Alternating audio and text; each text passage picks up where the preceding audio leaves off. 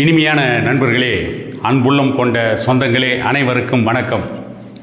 ஒரு திரைப்படத்தில் வடிவேலு கூறுவதைப் போல, கிளம்பிட்டாங்க ஐயா, கிளம்பிட்டாங்க.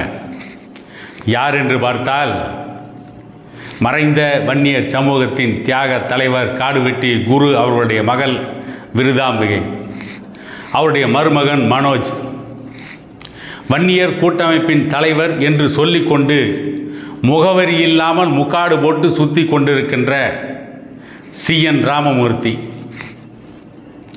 அதற்கடுத்து பண்டூட்டி தொகுதியின் சட்டமன்ற உறுப்பினர் வேல்முருகன், இவர்களெல்லாம் கிளம்பி தலைமைச் செயலகத்திற்கு சென்று தமிழக முதலமைச்சர் மு க ஸ்டாலினை சந்தித்து விழுப்புரம் மாவட்டம் வழுதாரெட்டி கிராமத்தில் இட ஒதுக்கீட்டுக்காக போராடி உயிர் நீத்த அந்த சமூக நீதி போராட்ட தியாகிகளுக்கு மணிமண்டபம் கட்டியதற்காக முதலமைச்சர் மு க ஸ்டாலின் அவர்களுக்கு நன்றி செலுத்தி இருக்கிறார்கள்.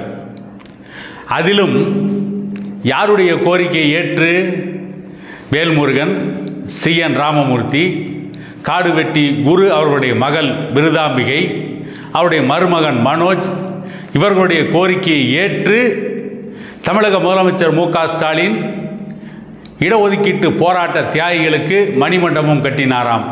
சரி, டன் கணக்கில் பொய்யை பேசுகிறார்கள். ஒரு வாதத்திற்காக ஒப்புக்கொள்ளும், அது உண்மையாக கூட இருக்கட்டும். ஆனால் வன்னியர் சமூகத்திற்கு, அந்த தியாகிகளுக்கு நீங்கள் மணிமண்டபம் கட்டினீர்கள் என்று ஸ்டாலினுக்கு இவர்களெல்லாம் நன்றி சொல்கின்ற பொழுது ஸ்டாலின் என்ன சொல்லியிருப்பார், அல்லது அவருடைய மனதிலே என்ன நினைத்திருப்பார் என்று பார்த்தால், இன்னொரு திரைப்படத்திலே வடிவேலு கூறியதைப் போல, வாங்கிய காசுக்கு அதிகமாகவே கூவுகிறார்கள், கொடுத்த சன்மானத்திற்கு அதிகமாகவே கூவுகிறார்கள். இவர்களுடைய டயலாக் எப்படி இருந்திருக்கும்? மனோஜ், விருதாம்பிகை, வேல்முருகன், CN ராமமூர்த்தி, இவர்களுடைய வசனம் எப்படி இருந்திருக்கும் என்று கேட்டால், எங்கள் வன்னியர் சமூகமே எங்களை காரி துப்புகிறது, திரும்பிய பக்கமெல்லாம் வன்னியர் சமூகத்து இளைஞர்கள் எங்களுக்கு எதிராக போர்க்கொடி உயர்த்தி கொண்டிருக்கிறார்கள், நாங்கள் திரும்பிய திசையெல்லாம் அடி வாங்கி கொண்டிருக்கிறோம், ஏதாவது பார்த்து போட்டு கொடுங்கள் எஜமான் என்று ஸ்டாலினிடம் கெஞ்சியிருப்பார்கள். வேறு என்ன இவர்கள் சாதித்து கிழிக்கப் போகிறார்கள்? கடந்த 2021ஆம் ஆண்டு சட்டமன்ற தேர்தல் சமயத்தில் இதே CN ராமமூர்த்தியும் வேல்முருகன் அவர்களும் அவசரப்பட்டு பாட்டாளி மக்கள் கட்சியுடைய நிறுவனர் டாக்டர் ஐயா அவர்கள் 10.5% இடஒதுக்கீட்டை வாங்கிவிட்டார்.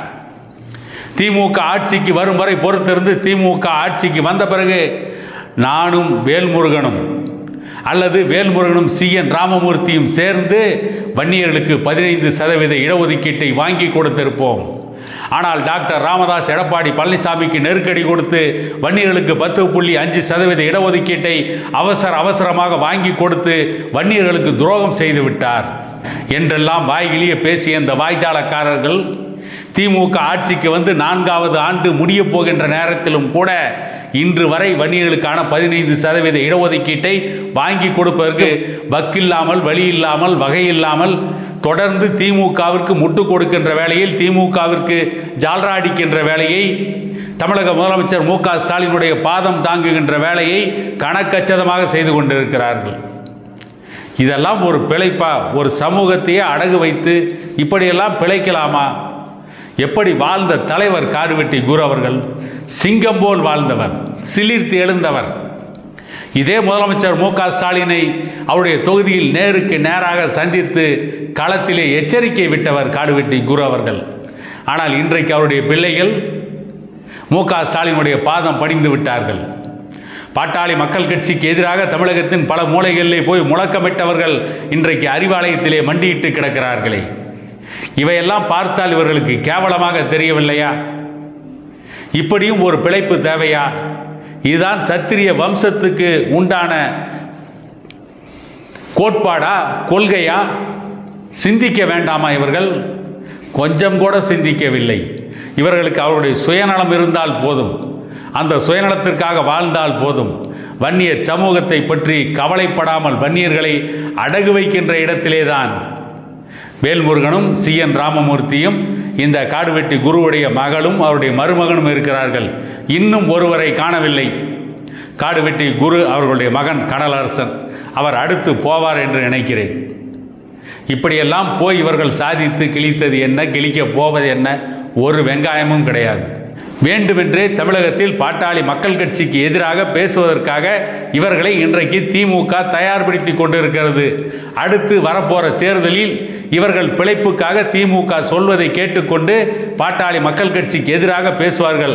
அதை தவிர இவர்கள் இன்னும் 500 ஆண்டுகள் ஆனாலும் வன்னியர் சமூகத்திற்காக இவர்களால் எதுவும் நடக்கப் போவதில்லை, எதையும் இவர்களால் செய்யவும் முடியாது என கூறிக்கொண்டு இன்னொரு காணொளியில் உங்களை சந்திக்கும் வரை உங்களிடமிருந்து விடைபெறுவது உங்கள் எடப்பாடி துரைசாமி.